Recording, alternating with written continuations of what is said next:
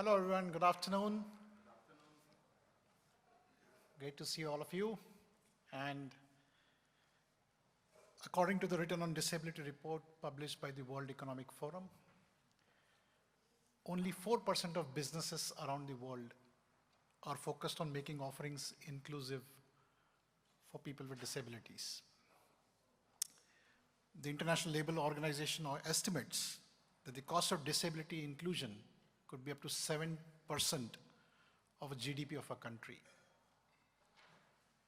This gap becomes significantly wider in low and mid-income countries, where barriers such as basic infrastructure, healthcare, education, and social inclusion are much higher. Despite such barriers, we have inspiring stories, and people have made a change from these mid-income emerging economies, where they have developed strategies that not only create a more inclusive workplace, but even bring in new opportunities for employment for persons with disabilities. Hello everyone, my name is Sameer Rawal, and I represent an organization called Digital Impact Square, a TCS Foundation initiative. I work with startups focused on the disability sector, and I am delighted to be the moderator and the chair for this very, very important and pertinent session, which focuses on business strategies for inclusion in mid-income countries. I'm delighted to introduce my panel. We have 4 organizations that are going to share their amazing stories.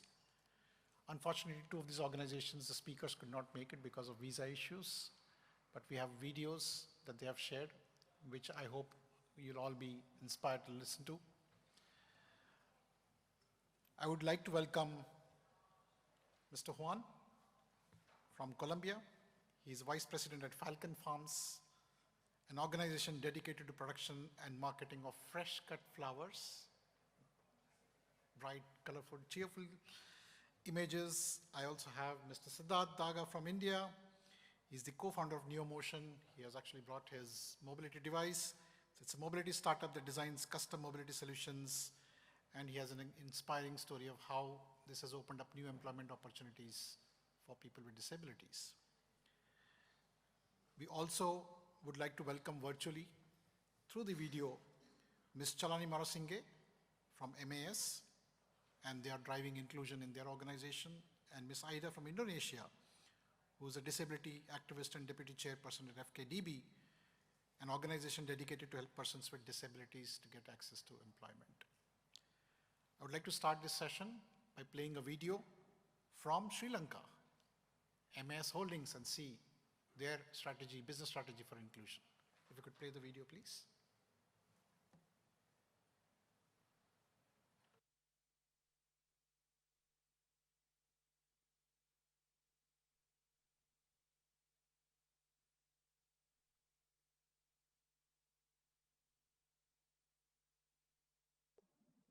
Greetings everyone from Sri Lanka. Hi, my name is Chalani Marasinghe and I represent MAS Holdings. I deeply regret not being with you, though I had made every plan to join you. Unfortunately, due to my visa delay, I am not there. But I am grateful for this opportunity to share this story, and we are honored as MAS to be recognized as a 2025 Zero Project Awardee. Just to give you an understanding of the organization I represent, MAS is a global apparel tech conglomerate. We have our humble and proud beginning in Sri Lanka, but today we present in over 14 countries across the world, over 50 facilities, and being 35 years in the business, being a 2 million conglomerate and responsible for over 100,000 employees. Today, we are actually the South Asia's largest apparel manufacturer, but this is not what makes us most proud of ourselves. What makes me personally proud to be a part of MAS is the fact that we have always been a company that put people first long before sustainability was a buzzword or a strategy. We were lucky to have founders who built the business on the cause of doing the right thing. Today, the work that they started so long ago has been integrated into a sustainability strategy called Pan for Change. It has always been important for MAs that everyone who works with us feels respected and values, and this is what we have tried to bring through the supported employment process. It was back in 2021 that we formally introduced the supported employment process for which we are recognized today. This process differs from others because, unlike the traditional approach to disabilities, this is not views from a medical viewpoint, no, it is based on charity or sympathy. It is based on a right based model, and we worked hard to really get it right. MS also was a part of the team that first traveled to Northern Ireland way back in 2020 to bring this expertise back, and we partnered with the University of Colombia, which had a unit dedicated for disability studies, to create a specialized training model to prepare our employees for this change. Let me just simply tell you how the process is executed. What exactly is supported employment? Structured process for tailored recruitment, on-the-job support, skill development, and inclusive work environment. Today, we are proud to have 435 employees with disabilities at MA, spanning different types of disabilities. Our supported employment process, it all starts with understanding the person. Firstly, we work along with them to identify their strengths, weaknesses, and what do they really want to do, which is called the vocational profiling. Then, in conversation with them personally, with their families, and explore options for their career development. Next, we try to match the skills with right role. Then we support finding and shaping opportunities, building skills, and adapting to the role. Ongoing support is provided, ensuring their growth, accessibility, and success. Sometimes we are more successful than other times, and it is an ongoing process. Innovative aspects. I think this will be interesting, and I'm sure many of you will be able to resonate with some of these, or they might also help you think of a new way of doing some of the work you do. First and foremost, what sets up apart was when we selected supported employment officers, we didn't go down the traditional path of just selecting them from human resources. But we selected from compliance, communication, sustainability, and even counseling. Their role is to act as the first point for a person with disability to really understand the whole ecosystem of persons with disabilities is going through, and support and act like a catalyst when they need somebody to help them make a change or navigate something difficult. Right now, we have a small dedicated team. We want to expand it as well because as our requirements grow across the company. Another unique factor is we have integrated milestones or goals in supported employment into an internal score tool called the Social Sustainability Score Tool, which measure the performance of our leadership. This ensures the work we do in this space is as important as any other targets we might have as a corporate. Let me share three big impacts of our process. For instance, we have people succeeded not just at workplace, but they have gone on to get independent, saved for themselves, started their own entrepreneurial initiatives, invest, build their families. Dumindu, one of our colleagues, is a good example of career growth, advancing from a machine operator to a mechanic, which is his true passion.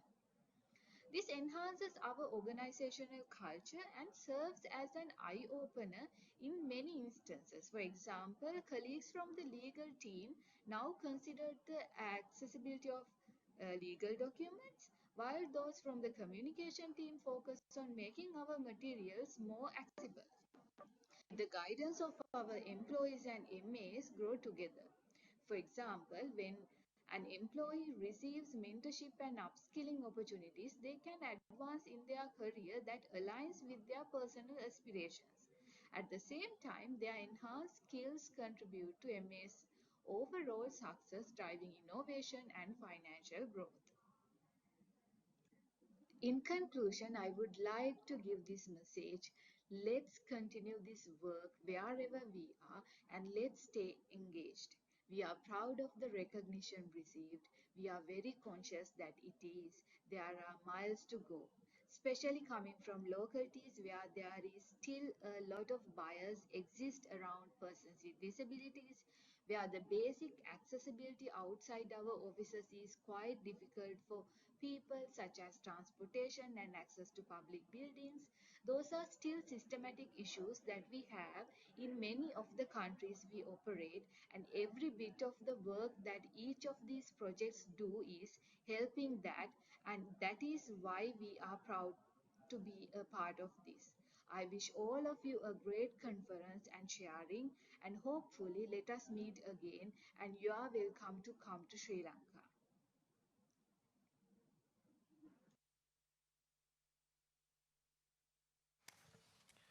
Wow, wow, what a story coming all the way from Sri Lanka. And I really like the fact that um, the organization does not look at inclusion as an afterthought. It's integrated as part of the strategy. It's part of the organization structure. And the fact that they're not looking at it as a merely an HR initiative. They have a lot more conversations that are happening beyond recruitment to support individuals and not only just give them basic jobs, but also help them um, grow in the organization and realize their potential. Lovely, thank you so much. Wish we would have had the team in person. There's so many questions, but perhaps we'll move on to the next organization. I have Mr. Juan. Welcome. And you know, one of the things when I first heard about you and heard about your organization, I never realized that the work that you do would be like a profession. You know, we think of desk work, we think of call centers. I mean, there's a bunch of kind of preconceived notions that we have about what people with disabilities could do in an organization. But hearing your story was really, really amazing.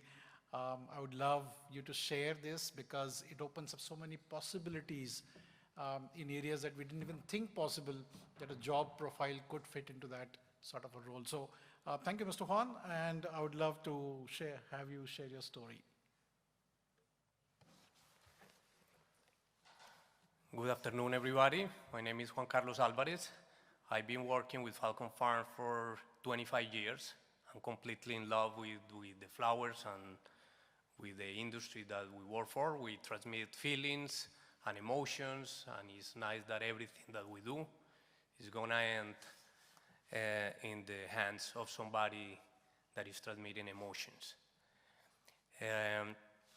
So basically, to give you context, the industry of flowers is big in Colombia.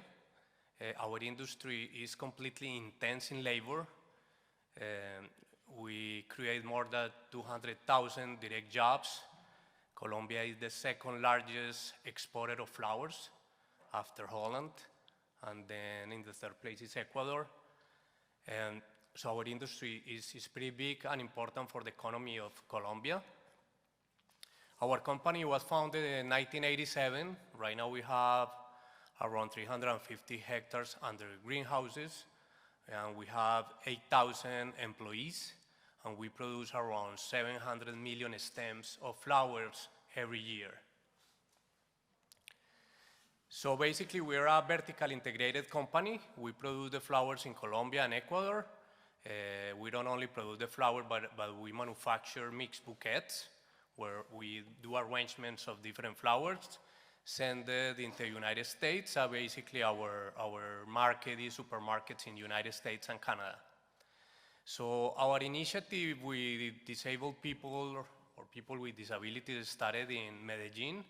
Medellin is a city that has been suffered a lot of violence in the 80s and 90s because of drug dealing and different political conflicts.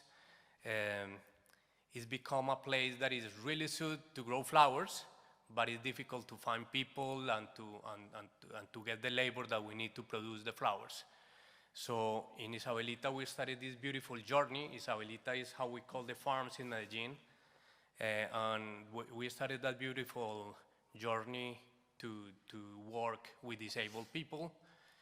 So we have challenges in 2016 where we couldn't find the people to work with. And we identified that in Colombia we have a really big population with people with disabilities. And then we question how we can enter and work with these people. So we did different questions in our organization, and we made a commitment to work with them. So basically, we started looking for governmental entities that, even though they don't have a lot of money or power, they have the knowledge and the know-how of how we can transform our workplace in a place that is suited to people with disabilities. So basically in 2016, we started working with people with hearing impairments, with deaf people. At the moment, we have more than 120 deaf people working with us, and it's been a beautiful journey. The first thing that they taught us was that we didn't communicate good enough in our organizations, so they have improved the way we communicate and teach. Then we identified that we have a lot of other small communities, immigrant, LGBT community, ethnic, and some races that were completely out of the workforce. So we're included as well. In 2022, in partnership with an entity, with a regional entity, we started a process with people with intellectual disability, and it's been amazing. Right now we have more than 30 people with neurodiversity that work with us, and it's been amazing. They have taught us as well how we can focus on one task and how can we professionalize just one single task, and it's been amazing. So our commitment is to increase this journey in all of our facilities and production units that we have around South America and United States, and transform the industry as well. We have seen other companies that are trying to emulate what we have done, and we're pretty excited. So we now identify that in our company, we don't care about the package, we care about the skill set that any single individual can provide to us. And something really powerful is that in our industry, we know that the richness of a bouquet or of a mixed bouquet or a flower arrangement lies in the diversity of the components. And now we know that the richness of our society lies in the diversity of our people. So we are diverse as the flowers, we're committed to it, and we now understand that inclusion is not about making people fit into the garden, it's about letting every flower bloom in its own unique way. So thank you very much, and I hope you like what we do. Wow. So inspiring, and I love the fact that you said it's the diversity that makes the bouquet beautiful, and you are living that philosophy every day in your journey. And I have questions, and I'm glad I have time to ask those questions after the presentations. But thank you so much for sharing this wonderful journey and this wonderful story with all of us. And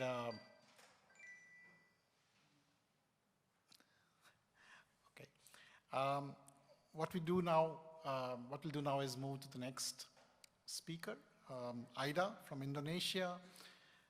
As I mentioned, she's the Deputy Chairperson of FKDB, and I would like if we could project the video so that we could see the amazing work that's happening in Indonesia, another emerging economy, and the business strategies that need to be done, where an ecosystem may not necessarily be ready for inclusion.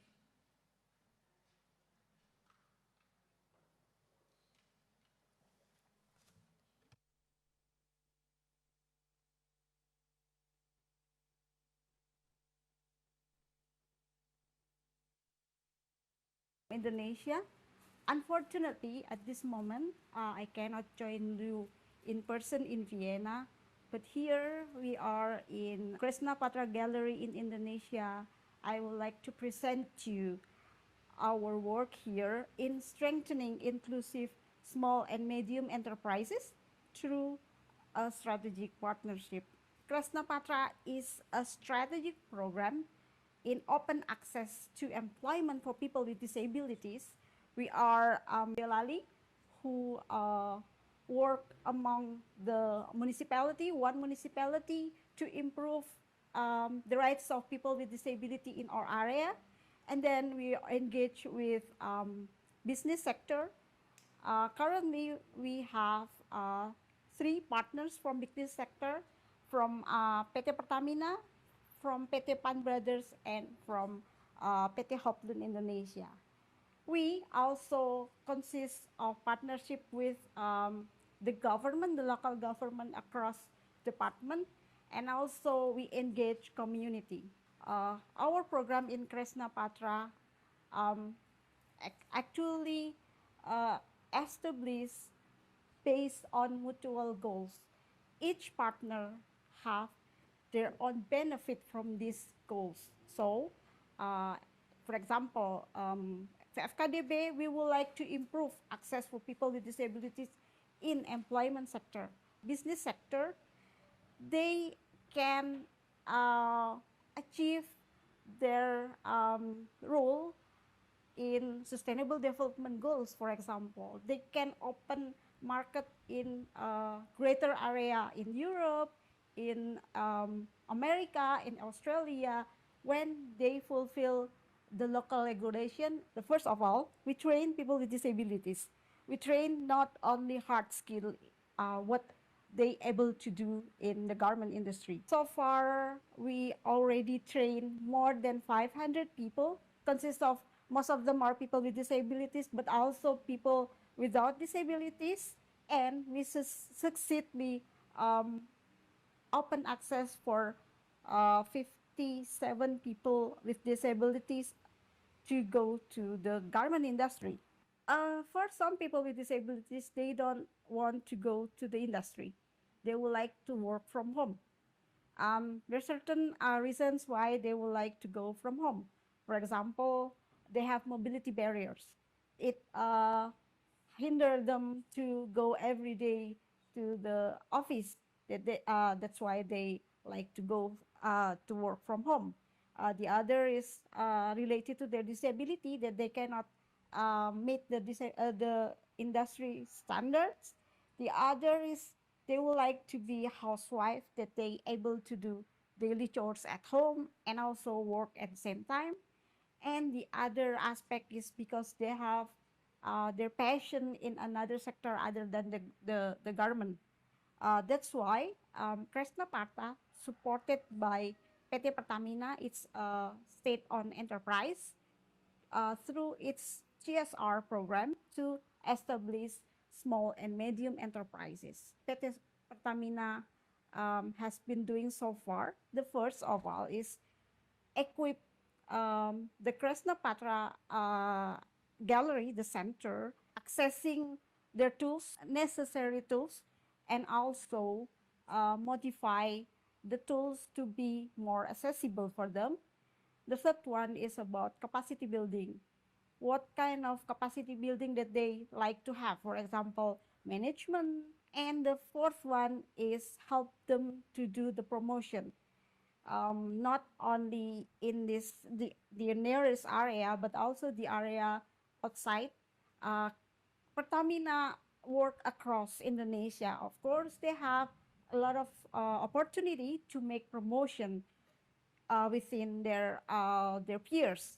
Pertamina also assists the small and medium enterprises to get the tender, and they also giving mentorship, and also assist them to have national standards. How the small and medium enterprises doing under Kresna Patra? We basically have two types of work. The first work is the members, they're coming here. They do their work, they sew in this gallery, in this center. And the other work they do is they collect the material. It's Mrs. Sri Stianingsih, the founder of Kresna Patra, being the one who get the tender, and then teach them the basic strategy how to finish the tender, and then send the materials to the members. Mrs. Sri Ningsih also being the one who collect the result from each member's home. This picture, there are two pictures. The first one is when they do their work at the center.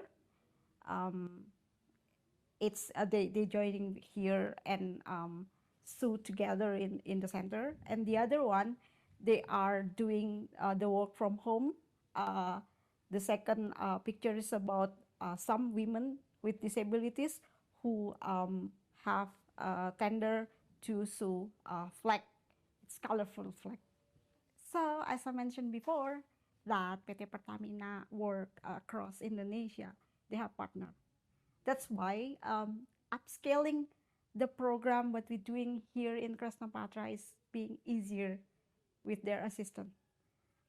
They bring their partners here, so we being host of many study visits from the partners across Indonesia. And at the other side, we also receive visit from another stakeholders. So along we work, we have challenge also. We have challenge, but we try hard how to overcome the challenge. The first challenge is about leadership. There are limited person who like to work in Krishnapatra for daily basis, improve their leadership by study visit. And also we try to make the alumni, those who train in Krishnapatra before, to be leaders in the community in Krishnapatra. The other one is rolling position in the key actors. Ask them to teach the new staff to be more aware of this program. The other challenge is about sustainability, of course. That's why we try hard to building trust, make people more trust on us by keeping our quality. We also engage more partners. We extend our network. The other we do is peer group support. We ask those who've been training in Krishnapatra to work together to giving peer assistance to the others, so they can hand in hand helping one another to be more resilient. And the other, we in upcoming plan, we will like to establish a foundation. We would like to share about the lesson learned, what we achieved so far. The first one is long engagement. We believe that one work cannot be happen in just at glance. So the engagement from us with the partner is not just happening when we establish the program, but it happened long way before. The other one, we try to match into local situation. So when it connect to local situation, we believe that it's going to be easier to be implement. The last one is how we align our program with existing program of each partner. So it's not about us, but it's about everyone. Lastly, I would like to say terima kasih. A greeting from all of us here. It's a picture of members of Krishnapatra in front of the gallery.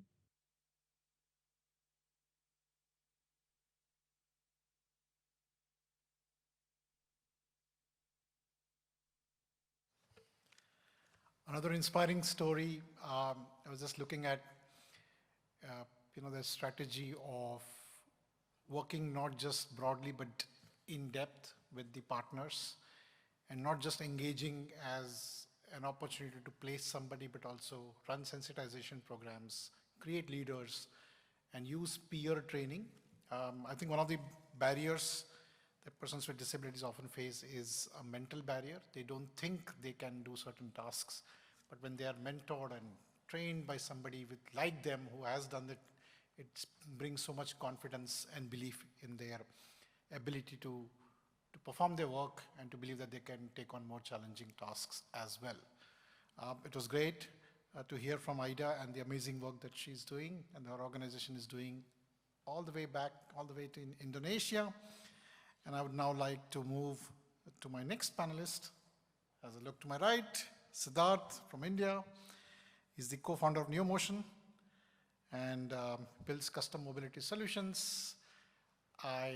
Since I also come from India, I do happen to see your products quite often on the street, which is a testament to how successful it has been in terms of the value that it's delivering to people with disabilities and giving them mobility access in an ecosystem that is not necessarily designed to provide great accessibility, which is essentially the basic infrastructure, mobility infrastructure in India. So I now turn over the presentation to you. Maybe I can just hand over and we'd love to hear your story. I've heard a little bit of it, but I would love to know more about what's happening. Great. Thanks, Amir. I think before I start, I just want to ask one question to everyone here. Has there been a time when you're sitting at home or you're at work and you feel very hungry and you've ordered food through some app like Food Panda, Uber Eats or something? How many of you have, order food online at home or at work? Okay, I mean, either people are not listening or they're not really using these apps anymore. But yeah, we all use these food delivery apps, right, to order food every once in a while. And it has given employment to a lot of people in various countries. And this is sort of like the crux of my talk as well. So my name is Siddarth. I'm a co-founder at NeoMotion, and our project is called Livelihood on Wheels. So the major problem with persons with locomotor disability, people who use a wheelchair for their mobility, it's that they are mostly confined at home. They are unable to sort of go outside independently. They are just trapped in the four walls of their rooms, invisible in society. And additionally, or sort of the consequentially, what happens is that at least United Nations says that almost 85% of youth with disabilities today are unemployed. When we go deeper into why this is happening, and especially with locomotor disability, number one, the wheelchairs that are used today are sort of one size fits all, so it's not really comfortable for them to really sit for long hours, to work on these wheelchairs for long hours. And then when you have your outdoor mobility solutions, your scooters with assistive wheels on the side, you need help to get onto these bikes so that you can go outside. Your traditional forms of public transport are not accessible, so your trains and your buses today are not accessible for a wheelchair user. Where can you fit? Even a human being cannot fit into this right now, but then how do you fit a person on a wheelchair? So inaccessible public transport sort of leads to, you're not able to go to your workplace. So to solve this problem of mobility itself, we created our solution of the NeoFly, which is a customized manual wheelchair, and then the NeoBolt, which is a scooter attachment. It can be attached to the wheelchair so that you become independent to go anywhere. I'll just quickly show this video. It's basically one of our users in India who shows how the NeoBolt can be attached to the NeoFly in a matter of seconds, and then you can go outside wherever you want. So right now Nishan is in a supermarket. He's buying his groceries, he's buying vegetables, which he's going to carry home for a meal with his family. And the fact that he was able to maneuver the wheelchair within the supermarket. Nishan is going to a gym for his daily workout. He works out on a day-to-day basis. He uses the NeoBolt to go to the gym. He works as a graphic designer, a music editor as well. He travels to work on the NeoBolt absolutely independently. I just want to clarify, Nishan is a person with spinal cord injury, so he's paraplegic, and hence his legs are completely paralyzed. But then he uses the NeoBolt to travel. One other thing I'll just show is how he's navigating through an elevator so that he can use the subway. And this is in Chennai, in India. It's in southern part of India. So how he's using the public transport to travel to his place of work. Now, while the product has given mobility to people, we saw a lot of our users come up with various livelihood opportunities. You can see On the left-hand side of the screen, we have a person in southern India. He's selling lottery tickets like lotto tickets, play ball tickets for a source of income. We also have on the right-hand side, the video is playing right now. Khyali Ram is carrying almost 20 kgs of load on the wheelchair, on the NeoBolt, and then he's going to sell it at this store outside his house. That's his daughter and his wife over there. But now he's able to go independently, get these items, and then sell it in the shop. But then we needed some solution which could be scaled, which could be structurally scaled across the country. So I think in the second COVID lockdown, we started this initiative. Can people identify who's this person sitting on the wheelchair in this picture? I mean, I'm wearing a mask there, but that's actually me. So I register myself on the platform where you deliver food. Zomato is an app that is used in India, and that's me delivering food. During the second lockdown of COVID, I went outside to deliver food just to see, is this possible? Can we actually do this on a day-to-day basis? And that's when, basis that pilot, we started this project called the Livelihood on Wheels, where using the wheelchair, using the NeoMotion wheelchair, can we employ persons with disabilities to do food deliveries? So yes, it's pretty simple. We identify candidates who are wheelchair bound, who are unemployed today, give them the support of mobility, give them skilling, and then so that they can live independently on their own. I'll just quickly play this video. Romba thanks. ಈ ಗಾಡಿ ಕೊಟ್ಟಿದ HID give India full ಧನ್ಯವಾದಗಳು. ನಮಸ್ಕಾರ ನಮಸ್ಕಾರ. ಅವ್ರು ಕಾರಲ್ಲಿ ಹೋದ್ರೂ ತಿರುಗಿ ನನ್ನ ಗಾಡಿ ನೋಡ್ತಾರೆ. ನನಗೆ ತುಂಬಾ ಖುಷಿ ಅನಿಸ್ತಿತ್ತು. NeoMotion ವೀಲ್ಚೇರ್ ಬಂದಾಗ ನನಗೊಂದು ಬಲ ಇದ್ದಂಗೆ, ಕಾಲು ಬಂದಂಗೆ, ಒಂಥರ ರೆಕ್ಕೆ ಬಂದಂಗೆ ಖುಷಿಯಾಗಿ ಸಂತೋಷವಾಗಿ ಕೆಲಸ ಮಾಡ್ತಾ ಇದ್ದೆ. In India, of all the people that suffer from disabilities, a majority of them suffer because of mobility issues. NeoMotion has a very unique solution for people with disabilities, especially around mobility. What they do is provide customized wheelchairs that are customized to the needs of each individual with respect to their health, to their body type, etc. They also provide adequate training for them to be able to use it. Gin Grants is proud to have partnered with HID and NeoMotion as the M&E partner for this project, where 100 participants were selected, customized wheelchairs were provided, and not only did it help them get a better quality of life as far as indoor and outdoor mobility is concerned, but they were also provided employment opportunities. A big thanks goes out to Zomato for coming forward and providing all of the 100 participants with employment opportunities as delivery partners, and this has been done in a sustainable manner so that we know that in the long term they will continue to have a dignified life and independent life. NeoMotionಗೆ ಸೇರಿದಾಗಿಂದ 15 ದಿನದಲ್ಲಿ 15,000 reach ಮಾಡಿದ್ದೀನಿ. So in the interest of time, so they speak the local language of India, some Kannada and Telugu. So they were saying how they are earning almost 15,000 rupees a month. So how did we implement this? We pitched to a lot of corporates so that they could help us pilot this in multiple cities. That was where the funds came. So Maersk, HT Parekh, Bajaj, Indian Oil, these are some companies who funded the project. There are a lot of NGO partners with whom we identified these beneficiaries, these candidates who wanted employment opportunities. It's very important to measure the impact, right? That's what the platform does for us. Zomato gives us the data on how much people earn on a day-to-day basis, on a daily, monthly, and weekly basis. How much are they earning? Not just that, they also give us alerts on the app. You can see over here that as a customer, I get a notification saying that my delivery partner is specially able, please provide a lending hand to support this person. So these are all the stories, what they were before and what has happened after the intervention. We have men and women who are being supported through this initiative. So at the end, I would like to say, till today, we are at 500 users who are doing this.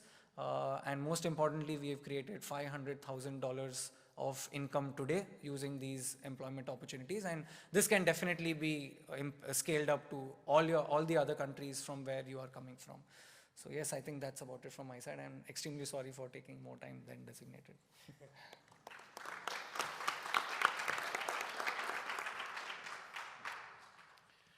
Wow. Well, I didn't realize we were over time. I was so fascinated looking at the stories. We have a mixed audience here, and I would just like to highlight, I do come from India, and I've seen how difficult it is to navigate on a wheelchair in India. So some of the images that you see, which may seem commonplace, people going into supermarkets, taking the metro, that represents a very small percentage of the current setup in India. There's a vast setup that still requires more accessibility, and NeoMotion is coming in as a unique opportunity for employment. I think I saw 2-3 videos or images where they were from rural setups, and I think that's awesome. So we have come to the next part of our conversation, which is the Q&A. And I think this is where we will deep dive into some of the questions that I've had that are kind of running around. New questions popped up after seeing your presentations.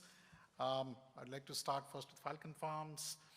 Juan, I believe there's a small video that we could play, and then I'll have a question for you. So.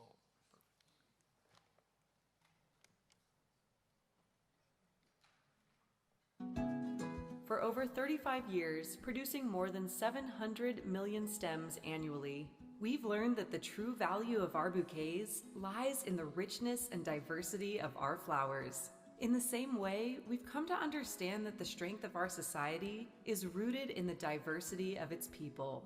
With a team of over 7,000 employees, we've embraced the mission of being as diverse as the flowers we grow. Through inclusion, we've created opportunities for talented and capable individuals who for too long were overlooked in the workforce. Falcon Farms, Flores Isabelita, as diverse as our flowers.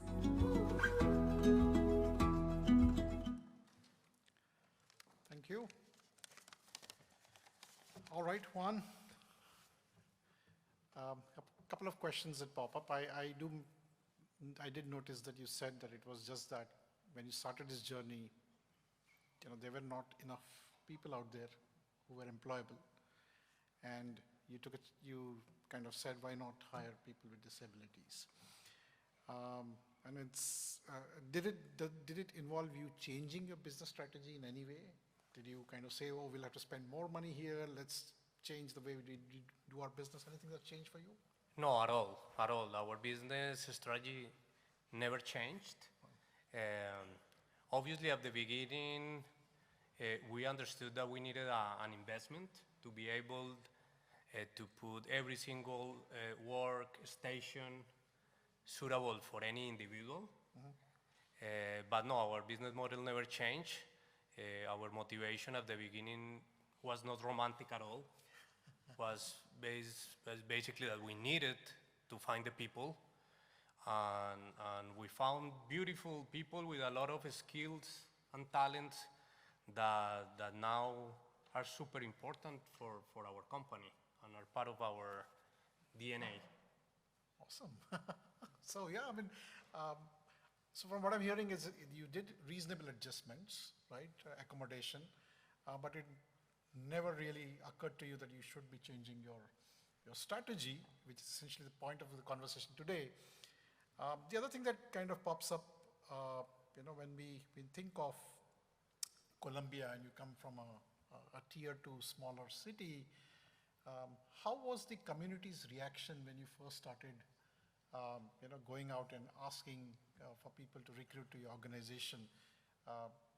In most, emerging mid-income countries, maybe low-income countries, disability is seen as a taboo. Everybody wants to hide. Nobody really wants to come out and kind of expose themselves to the world. Did you face any resistance or any concern from the community when you said we are looking to hire people with disabilities, especially in that small setup that you work with? Not at all. You're absolutely right. There's like a taboo. But even though people embrace in those small cities people with disability, the opportunities are not there. Yeah. So when the community saw that we were pushing this project, the community embraced us and really appreciate what we have done. And actually, we've seen people from other cities migrating to our cities just because they know that they have the opportunity to work with us. So I think the community really value that and pass the voice to other communities to push this initiative. Wow, wow. I mean, to say that people from other parts of the country migrated, because, I mean, that's such a powerful story. And the opportunities essentially exist everywhere. It's just that they are not really explored. And you've shown that it really doesn't matter as long as you're able to achieve the results that you're looking for. I'd like to quickly jump over to NeoMotion. So Siddarth, I think you mentioned you have spoken to a lot of partners, and when you started with this possibility, especially during lockdown that I just saw, did you have to kind of struggle convincing these partners to hire? I'm sure there would be concerns. So in most cases, what we have realized is there are quite a few job roles where persons with disabilities do desk jobs. They're not really facing other people. They may be doing call center, they're typing something. So they're in a fairly safe environment. Your profile actually makes them go out and talk. It's a B2C opportunity. Businesses are asking persons with disabilities to go out there and engage with their customers. As a business, did you see some sort of resistance or some sort of a concern from, let's say, the CEO of Zomato or any of the, or Amazon, in terms of what it might mean negatively for the business? I think I think the first challenge is to reach the CEO, right? I mean, to get there, I think was the first challenge. If you reach a person at a leadership level, because when you try to take it from a mid-management or somebody lower than that, I mean, they don't have the powers to take up such initiatives. They're already quite stressed with the kind of goals that they are given, and this obviously does require investment. This requires time, resource. So at mid-management level, they don't have the capabilities to do something like this. So you really need to go to the top level and do this. If you do reach them, I don't see a lot of, it might be easier for them to agree to this because they have the powers, they see the kind of returns that can come out of this. And when I say returns, it need not just necessarily be monetary. I mean, I think a lot of corporates want to see visibility, organic marketing coming out of this. I mean, it's quite obvious, right? So once you're able to show them that, yes, people are able to go out, and you are visible, so now your brand is visible on the streets in front of local public, then it makes the case much more easier.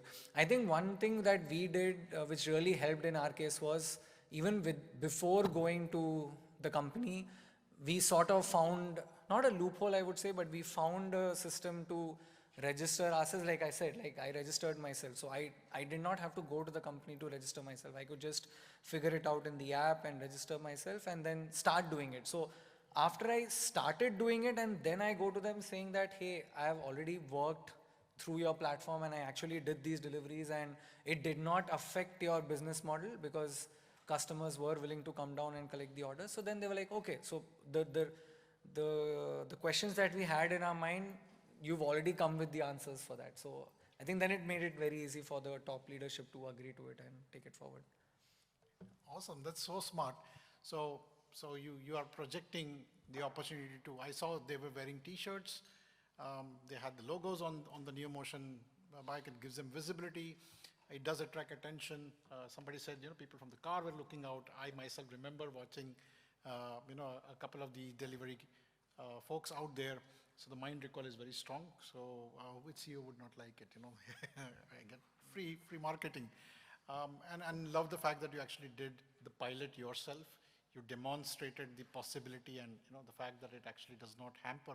I think one of the things that we always need to do is, if we can't make things better, let's not make it worse. And you demonstrated that this is something that's quite possible. We have 5 more minutes. I think what I'll do is, I have maybe an additional question, but I would like to ask if there's anybody from the audience who has a question for either of these panelists. Happy to take those questions. Yes. Thank you. My name is Jovana. I'm from Youth with Disabilities Forum from Serbia, Belgrade, so another mid-income country. even it is in Europe. My question is about money, in fact, because the question is for India, yes.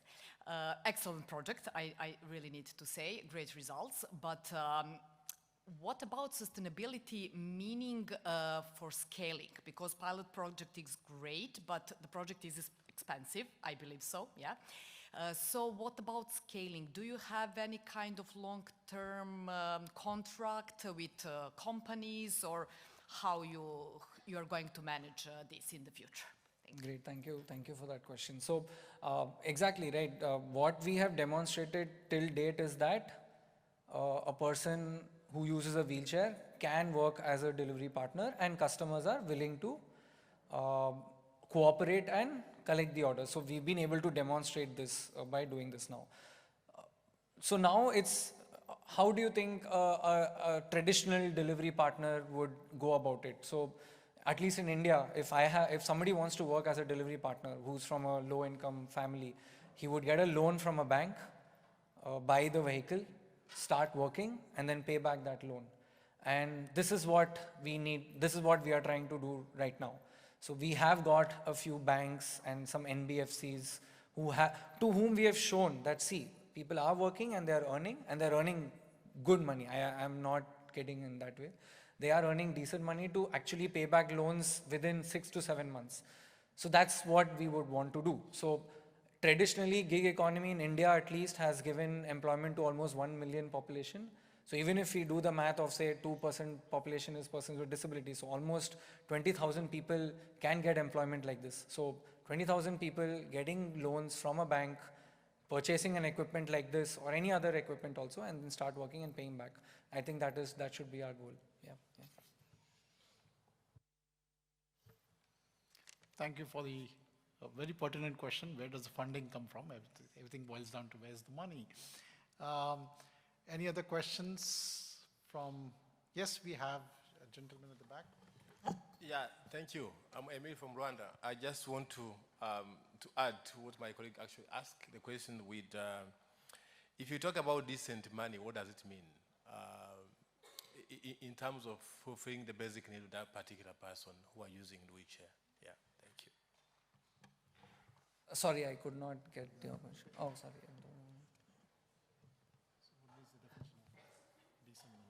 Okay, thank you. So when at least personally, if you have to ask me, how I look at it is that at least 1/4 of their earning, if that is equivalent to an installment that you need to pay. So for example, if I have to pay 5 rupees back as an installment to a loan, and I'm able to earn 20 rupees for the month, then that 20 rupees is decent money, because you're saving 75% of your earnings and you're using 25% to pay back a loan for something, a housing loan or a car loan, right? So that's how I look at it. So when we have approached banks, we are getting a 3-year EMI being sanctioned. So that would come to around 3,600 Indian rupees per month. And they are earning almost 5 times of that. So then I would say that yes, it is decent money, because they would be only paying 20% of their earnings as the EMI, and they will actually be able to save 80% of the money. I think that's what I would qualify. Yeah. And I'm not an economist, so please, that is just common sense that I use. That's it. Yeah. Thank you for your question. All right, we are about to reach the end of the session. Thank you, timekeepers, for keeping us on time. And thank you so much, Mr. Juan and Mr. Siddarth. It was a pleasure talking to you and to listen to all those amazing stories. We were hoping Mr. Juan will get us some fresh flowers. Maybe next time. We were all really eager to see that, but thank you so much. You have been such an inspiration for all of us. Thank you very much. Thank you guys. Thank you.